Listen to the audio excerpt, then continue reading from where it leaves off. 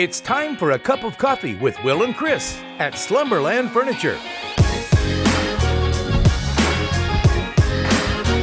From Slumberland Furniture in Osage Beach, here are your hosts, William Holtz and Chris Schneider.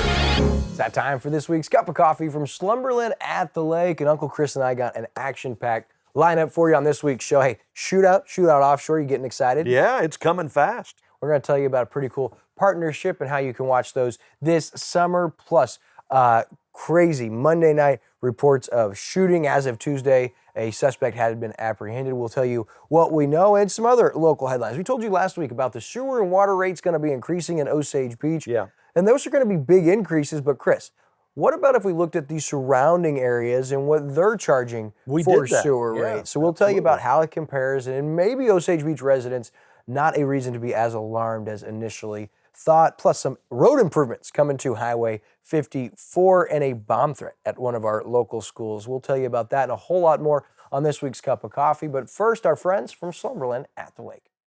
Hey everybody, Daryl Cunningham with Slumberland Furniture at the Lake. Spring is right around the corner, and we've got some bloomin' good deals going on here at the store.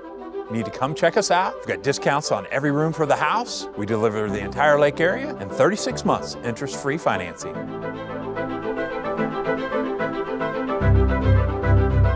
And don't forget, we still have a sales position opening here at the store. So if you want to know more about it, just come see me at the store and I can give you all the details. Come see us at Slumberland Furniture, where we're bringing happy home. All right, so we're going to start this week with some good news, some big news for us here at Lake TV. Pretty exciting. Shootout, we've known, been a huge part of Shootout for many years. This will be the 36th annual Lake of the Ozarks Shootout, a record-setting amount of money raised last year. Well, we told you a few weeks ago that formerly Lake Race, huge event down here at the lake, that Shootout had taken control of that, and it was going to be known as Shootout Offshore. So now you've got Shootout Offshore in early June, that first weekend, and you've got Lake of the Ozarks Shootout the last weekend in August. And so we're really excited at this point in time to share. We have officially been named and landed the TV partnership for both of those events. So Lake TV, your official TV partner for Shootout Offshore 2024 and the Lake of the Ozarks Shootout 2024. And what that means is both of those events in their entirety can be watched on Lake TV free of charge. That way you're able to catch both those races, but we also give you behind the scenes looks, content, interviews, recap photos like no one else here in the area and probably nationally. So we tell you now, go plug into our Lake TV Shootout Coverage Facebook group. Over 3,500 members in there, about 300 videos uploaded to that group from last year's Shootout already, almost 7 million views total on that page. Wow. And then on YouTube, our Lake TV Shootout Coverage page on YouTube that has every single individual run in it. It's got the mini event recaps and our official 2023 Shootout recap. That thing's been viewed by like 25,000 people on YouTube. And so go plug into those pages and you'll see our coverage for Shootout as well as Shootout Offshore pick back up. We're already doing some cool stuff off of Doc Series. Have you seen the Doc Series shorts we've been rolling out? I have. Incredible. And so you've been doing the Doc Series for 2 years, and it has just been, it's been huge, just massive, and it's getting bigger and better every year. I think year 3, you've got some big plans for this year. Huge plans, and I'm working with Spencer Wall, who's one of our post-production specialists. Love the guy, doing a great job, and he's cutting these shorts from those. And so the first 2 that we've got for you that are running now and have done real well is in episode 7, we had Tyler Miller with MCon. Maybe it was later. I think it was actually episode 11. We were at his doc, but inside that full series, we had his story on how he got into professional boat racing, which is a great story. And then the other one we've got is his collection, his fleet of boats, which is incredibly impressive. Yeah. And so there's a couple more to come from that episode. And so you can catch those on my William Holtz Lake TV Facebook page or running on Lake TV in the near future. We'll start rotating those. But so much going to be happening around Shootout, whether it's our coverage, the event itself, and now Shootout Offshore. So we're really excited about this partnership. What this means, we'll be heavily involved in helping promote and market the Shootout on a national level here locally as well. And so it's a big win for us here at Lake TV. We're really excited. We're thankful to Christy who's with them, Christy Wagner, their art director and their PR director, who we've gotten to know, and of course, executive director Leah Martin, Ricky Smith, who's heavily involved. Just thankful for them, their decision to partner with us on this level, the faith and trust they're showing in Lake TV, and we're ready to buckle up because this is going to be our best year of Shootout coverage yet. Well, and I think them, the Shootout, taking over the offshore, what used to be lake race, is going to be really beneficial for everybody. I think it's going to be extremely beneficial for that race, what used to be lake race, and I think it'll be beneficial for the Shootout folks, the committee there, and just for the lake area. Having that race step up in every way, really, is going to be good for the lake, give us another big event. And then the Shootout is the Shootout. It's going to be, it's always great. So you'll be able to catch all of that here on Lake TV. So be looking forward to that. It's going to be something. And I wanted to note, I was talking to a good friend of mine recently, and for those of us that are here at the lake and we're pretty familiar with Shootout, we probably don't realize how significant across the boating landscape, not just nationally, but globally, the Shootout holds to people. And I was mentioning, that people would rather come to the Shootout, drive in the Make-A-Wish rides, win the Top Gun, and have a chance to be inducted into the Bob Morgan Shootout Hall of Fame more than they want to win a world championship or be inducted into the Hall of Champions, which is the Speedboat Hall of Fame. It is like the cream of the crop if you get into the Hall of Champions. And so I'm finding when you meet with these boaters, they find that the Shootout is more important and a bigger bucket list item than those. And so when you have Lake Race, which was a fun event, right? It's not one boat at a time. It's an actual sanctioned race with these vessels racing side by side. It's dangerous. It's thrilling. It's exciting. And so, but the organization hasn't been there. The consistency hasn't been there. And so it doesn't have the same reputation, even though it may be a more exciting event when it comes to appeal.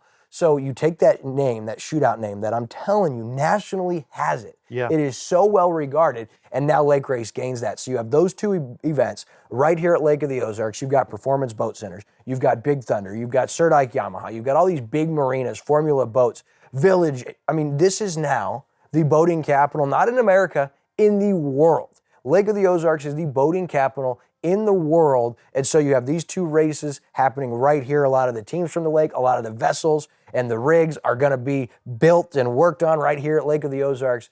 Hard for people down here almost to grasp how big our area has come in the boat industry. Yeah, and I think one of the challenges actually for the Shootout people is going to be, one of the reasons why it has become so huge, so special, is because it still has that small town feel to it. You still get the love from the community, and it's a big deal, and you're a big deal, and we love you. You're a celebrity when you come here.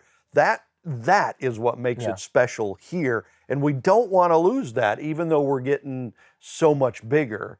So that is going to be a big challenge for the Shootout committee, is to keep the small town, we love you feel, and handle the growth at the same time. And that's not necessarily going to be easy. It's not going to be easy. And, we know this better than anybody. You got egos, and you've got people in their business and their travels and their budgets that go into all of this. And so there's room to have things go sideways. But when I think of Lake of the Ozarks Shootout, one thing that I go back to is the charities, the nonprofits, the fire departments, and those are fueled by the volunteers. Yeah. And so that the volunteers don't go anywhere, I don't see the Shootout ever losing that, because the number of volunteers grows, the number of money raised for these charities grows. And so, but you're right. When people come to the lake, they're like, it's different down here. Yeah. The way they treat you, the way that, your servers are, the way your prices are, just everything about the lake is so welcoming. It's almost like you're in a little box and the rest of the world hasn't been let in yet. And for a lot of us, we feel that, but that is what makes the Shootout and the lake as a whole, we say it every day, is the people. And that's what the Shootout is. And part of that is Ron Dugan, because people love Ron and he's very personal. And people like Rod Smith on the broadcast, just good people all the way around. Don't want to lose that, got to keep that even as it keeps growing. Yeah, look at your board members and so many significant members, and they're doing a great job, because I'll tell you, I do not want to be Leah Martin right now. Boat show season as the Marine Dealer Association executive director, and they're growing that organization. And the first year the Shootout has offshore. We're literally in offshore lake race season because we're in March, and so I'll tell you, Leah Martin is probably not sleeping. And so to her beautiful children and Justin, I know you guys will look forward to seeing your mom and your wife in early September. Right, after the shootout is over. Right.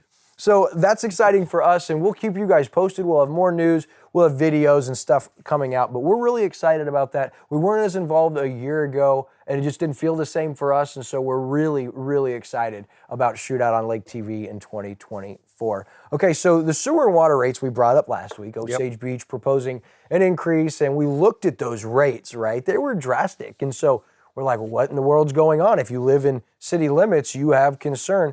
Well, then we were asked, well, what are the other municipalities, the surrounding towns? What are they in comparison? I mean, are they similar? And so actually, Gina Wood, city administrator with the city of Osage Beach, she prepared a presentation she was nice enough to share with us ahead of time, but we got to look at, Chris, and so I'll let you go into a little bit, what other municipalities are charging on average. Right, so and we talked last week, these are some big rate changes coming for the Osage Beach, 33% I think water and like 84% sewer, but they add up, and I think with the additional prices still, Osage Beach is going to be much cheaper than the municipalities of Sunrise Beach and Laurie, and a little bit bigger than Lake Ozark, Eldon, and Camdenton. Camdenton, right now, according to this chart, is the lowest overall, averaging just over $45. I think that's a month. 65 for Eldon, 78 for Lake Ozark, 88 for Osage Beach, 112 for Sunrise Beach, and 146 for Laurie. So Laurie is by far the most expensive in a residential in-city. I think this is for water and sewer together. And this is residential in-city, which is worth noting. And when you look at like Sunrise Beach and Laurie, it would make sense because you talk about a water sewer treatment system, you have to at least start with one. Yeah. And so whether you have one resident or you have 5,000 residents, that minimum cost has got to be dispersed evenly amongst, so you hit your nut. You hit the base amount it costs to stay operating. And so for Laurie and Sunrise Beach, way less residents, but you still have that initial high cost because just because there's less people doesn't mean you can have a cheap water treatment system. And so I know for Sunrise Beach and Laurie, that's misleading as well. You see those big rates. I mean, I know I live in Sunrise Beach. Yeah. It is more expensive to have water and sewer in Sunrise Beach, but you know that because there's less residents and a pretty big treatment system. But Osage Beach right there in the middle, and it's been a while, according to this bill or this ordinance that I was sent, that the city of Osage Beach has had anything changed on their water treatment system. And when you look at the growth of Osage Beach, the development coming in, the growth of transient visitors, as well as new people that's moving to the area. They're not developing, they're not business people, but there's going to have to be something done, and the surrounding municipalities have upgraded, rebuilt, or added to since Osage Beach has. I can't find the date, but I want to say it was 1989, the last time the city of Osage Beach had upgraded or done anything to their water treatment system. Yeah, so for the water system, the majority of the system was built in the early 2000s. Okay. So that's a little over 20 years old. The sewer, majority of that system in Osage Beach was built in the mid-1980s. So that's much older, obviously. What is that, about 40 years? Yeah. So obviously, you need to upgrade and maintain those things. I was amazed at, they gave us a breakdown. Like for the water system in Osage Beach, there's nearly 250 miles of water line, 8 wells, 4 towers, and 999 fire hydrants. And for the sewer system, approximately 153 miles of sewer line, over 1,200 grinder stations. Use your imagination. And 59 lift stations. That's a big system. That's a huge deal. I mean, as small as a town like Osage Beach is, it's no big city or anything, but that's a whole lot to build and maintain. It does put it into perspective for you just how spoiled we are to have these things for such a low cost. I mean, we say, okay, we pay for it, but that is insane. And the growth was pretty substantial too. You looked at since 2019 that they have gained 5% in commercial users, 6% in residential users, and that's a big growth over that 5-year period. Yeah. And so something's got to happen. And the cool thing is, the city of Osage Beach is so transparent. They have been very, very proactive and very aggressive in offering maybe more information than you even need and giving you an opportunity to have your voice heard. So this is already out there. They're cooperating with us. They want us to share this information and tell you, If you want to find out more or you want to have your voice heard, you could attend the public meeting on March 21st at the city of Osage Beach. I believe that starts at 5 o'clock. And they're going to have this entire presentation for you, and they're going to field your questions. And I do want to applaud the city of Osage Beach because that's the way cities should run. Every single week, Tara Beth sends a press release with an agenda of things that happened, how many arrests took place, how many changes, what they're adding to the agenda. And then she'll send it if it gets revised to make sure there's a special thing on the agenda. I don't get that from other cities, and I don't know if I'm just not on the email list, but it's refreshing. And anytime I ask Mayor Harmison, Gina Woods, or Tara Beth, they are so accommodating, and I got to tell you, that is refreshing. They want you guys to be informed. They say if you find anything wrong, good luck, tell people. We'll be there to answer for it, and that is how local government is supposed to be run. I wanted to give a little pat on the back to the city of Osage Beach because this is a lot of diligence. This is a lot of work put into this, and they're putting it right in front of the city and saying, here's why, let us know what you think, and I like that. Yeah, and they're inviting you to come to the meeting and talk about it. You know, if you have concerns, if you hate this, let them know that. You know, I mean, take part. It's like the old saying in elections: if you don't vote, you don't have the right to gripe and moan and complain because you didn't play your part. So play your part in this. You know, if you want to support it, go support it. If you want to talk against it, go talk against it. But take part in the process. Yeah, well, if you don't vote, you can't complain. Well, what if you did vote and you feel like your vote didn't get counted? Yeah, now that's a whole nother thing. Yeah, absolutely. Speaking of voting in good spirited, we did just wrap up with the Republican caucuses here in Missouri, and the Camden County one well attended. You were in attendance. Tell us about that experience. Yeah, it was interesting. It's the first caucus I have ever done, right? Because I've always been in states that did primaries. You just go and vote, and then you're done. But I think the caucus system is starting to pick up steam around the country. Like here in Missouri, the state of Missouri did not pay for primaries for either the Democrats or the Republicans. So the Democrats and Republicans had to put together these caucuses. So you show up and then you have to go, stand in an area for whoever you're voting for. And Republicans, it was for Trump, Nikki Haley, or some other guy I'd never heard of, right? Trump won huge. I mean, he got like 97, 98, maybe 99% of the vote. And I can tell you the numbers. In Camden County, Trump got 297 caucus members standing for him, while Nikki Haley had 23. So that's the big, the other guy didn't get any. But it makes people go and take part, to kind of have some ownership in the process, which I thought was very interesting. Yeah. And it was fascinating. It went a little long because they go over all of the amendments of what they're trying to change in the Constitution and, words and stuff like that. That gets a little tiresome, but it's also part of, again, being a part of the process and taking some ownership of it, which I think we need to do in this country right now. But I do think part of the reason why a lot of states are going to these caucuses, because a lot of people think those elections in 2020 and 2022, something was wrong there. Yeah. Things were not done right or well or legal or something. So I think people are trying to be a little more cautious about that. I wanted to ask just your opinion more than anything, whether or not you like or don't like Trump out there, but considering all the legal stuff they've put him through and he's encountered, do you still find that he may be more popular now than he's ever been before? I think what everybody has found out, I think the Democrats they call it lawfare, like warfare, but using the legal system. I mean, to me, all of these trumped up charges are basically trumped up, and they were, I think his opposition was trying to bring him down with all of these legal cases. And what they found out is it kind of worked just the opposite. He became more popular because a lot of people see this as a threat to the democracy. If they can do this to a president, what can they do to us, right? Holy moly. So it's, I don't know. We're going to have to, I think it's going to be an interesting year. All I've picked up on, especially over the last year, is there's no doubt. I mean, I don't think any logical human being would argue that what's going on now with the current administration is that we're better off. I think that it's pretty much disarray.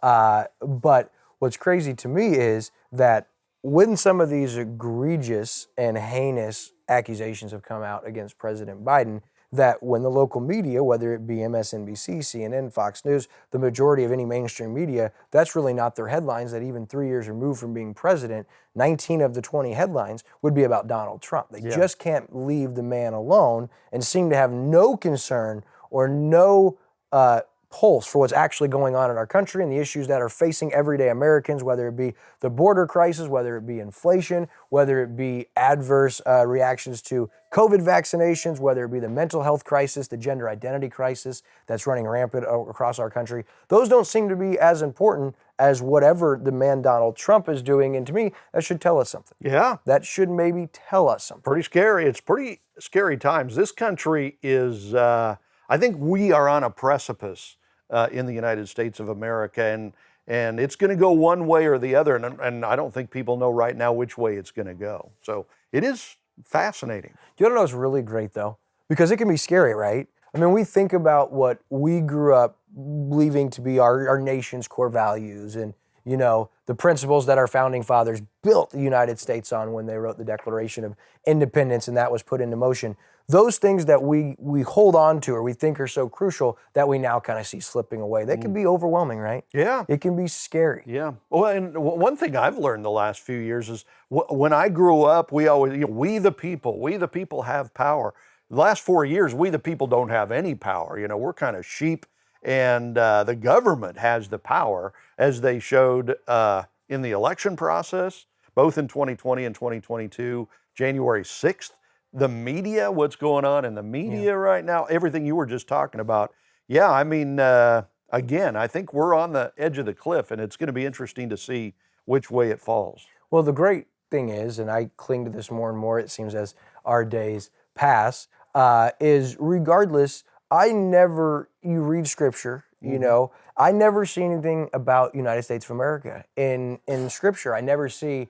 And we living here, we get so caught up on political affiliation and what's happening here in our border and, you know, our country and our rights. And I understand the importance of that and being a good steward of what's yours and fighting evil. That is incredibly important. But regardless, and this is going to be hard for some to hear, regardless if you're here as a conservative, a liberal, whether you're here as a president of the United States, whether you're here as an atheist, whether you're a member of the Taliban, hey, I mean, whether you're one of the terrorists that was in the 747 that flew into the Twin Towers on 9/11, all of their things may be uncertain, but one thing that I know for them is certain: they will stand before Jesus, and everything else will be answered for, meaning the reward we're looking for now is fleeting. The reward that we are wanting every day in life is not all-encompassing. It's not ever going to fill that thing that we crave so badly, why we're all so discontent, why sports don't do it for us, why money and fame don't do it for us. It's because we're made in His image. And so that's one thing that I know,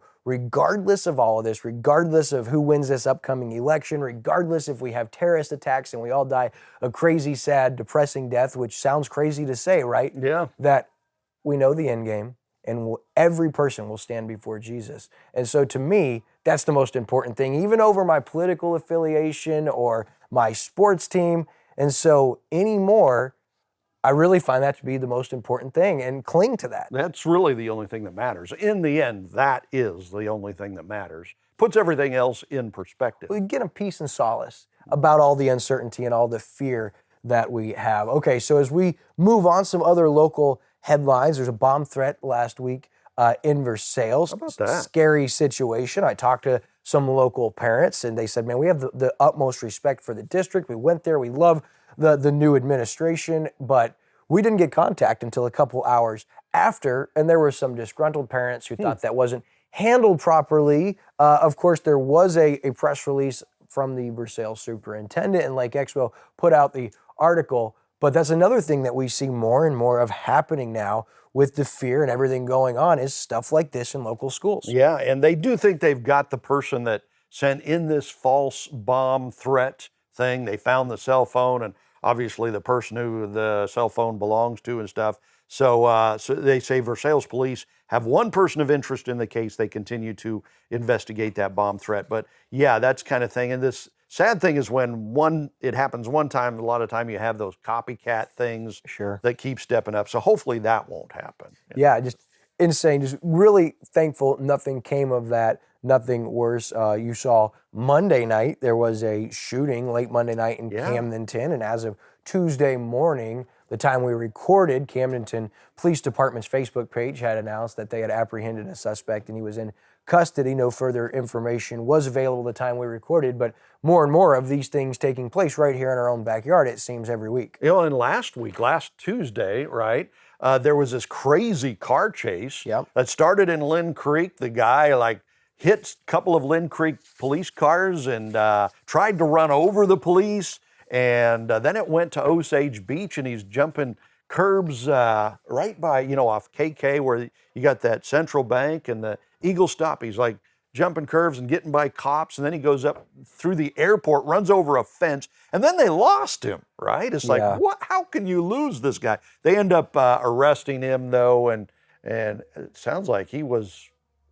Zachary Yates, his name, and a long rap sheet here in Camden County and surrounding municipalities. He was charged with first-degree assault, attempted assault, Class A felony, resisting arrest by fleeing, first-degree tampering with a motor vehicle, and first-degree property damage, all felony charges. And with his rap sheet, it might be his last chance. Maybe so. And that was real close. I mean, we were here that day at Slumberland Furniture doing the show, so it wasn't too long after we were here. So we were kind of lucky that we missed all that. Did he jump in the lake at some point? He did. Lazy Days Cove, I'm not sure where that is. Freezing cold. And he's expecting to get away, right? He says, look, the polar plunge, they were applauded for it. I tried my part and I'm arrested. Doesn't work that way, Mr. Yates, but good job by our local authorities, because that's a dangerous situation. When you have someone that is unhinged and knows they're going away for a long time, you have nothing to lose at that point in time. So you are dangerous. And so that no one got hurt or there was no other injuries in that, good job to our local authorities. Hey, real quick, we're running out of time, but there is some road improvements coming to Highway 54 just outside of Jeff City that should impact a lot of us here locally. And this is going to impede my drive down to the state tournament, man. I know. I was thinking that when I read that. This from Lake Expo. Yeah, Missouri Department of Transportation planned multiple projects along the busy Highway 54 corridor in Jefferson City. So that's not right here in the lake area. This is in Jeff. Crews will start with bridge work. They actually have already started this on March the 4th. They're doing most of that overnight. So during the daytime hours from 6 a.m. to 7 p.m., shouldn't affect traffic too much. It's after 7 p.m. when they're going to start to do this. Right now, I think they're just doing stuff late at night under the bridge and then cleaning the bridge, so it shouldn't affect stuff. The next step will be March 11th. They start widening the eastbound 54 from Route 63 to the Missouri River Bridge. That could start to affect some traffic. All lanes will be open again from 6 a.m. to 7 p.m. through the width. There will be some width restrictions, right? So they'll put those blocks in the way. You don't want to be trying to take the boat through there or something like that, because that might be a problem. But just keep that in mind. Go to MoDOT. You can check out. And then there are 2 other improvement projects are coming later this year. They're not scheduled for right now. So that will affect things later in the year. But they've started that, so keep an eye on that. If you're going through Jeff City, I think to Columbia is mainly where it's going to affect. We try to keep you guys updated on any MoDOT big improvements that could impact us here around the lake. A lot of us come to the lake from that area, or a lot of us travel there for work. So wanted to keep you updated on that. But before we go, a lot of stuff happening on Lake TV here in the coming months. First, don't miss Pastor Jim Long from the Angelical Church here at the lake on the Community Spotlight Show. Great segment with you talking about the importance of Easter. Great show. You can catch that. Also, Happy Hour with DJ Kyle on every single day at 6 noon and 6. And listen, high school basketball, hard to believe it's coming, it's gone on Lake TV. We're still doing the encore showings of games from this year, and that will be happening for about another week. On Tuesday and Friday night at 7:32, you can see encore showings of games we did this season on Lake TV. A lot of fun, some great games, man. Some killer games. Shout out to Maddie Stom, who was the intern, now part-time Lake TV staffer, did a great job, filled in with you. And also, don't miss Weekend at the Lake with David Leatherbury, about to pick back up here next week. Catch that every Thursday through Sunday on Lake TV throughout the day. And then, listen, and I want to say happy birthday. He had a birthday this week. right? 29 again. 29 again. Also, the March monthly market update with the Bruce and Kelly team airing now, as well as get ready, LOZ Premier Properties, the LOZ featured doc series, Lake of the Ozarks Shootout, and so much more. But for this week, that's going to do it. Thanks for watching.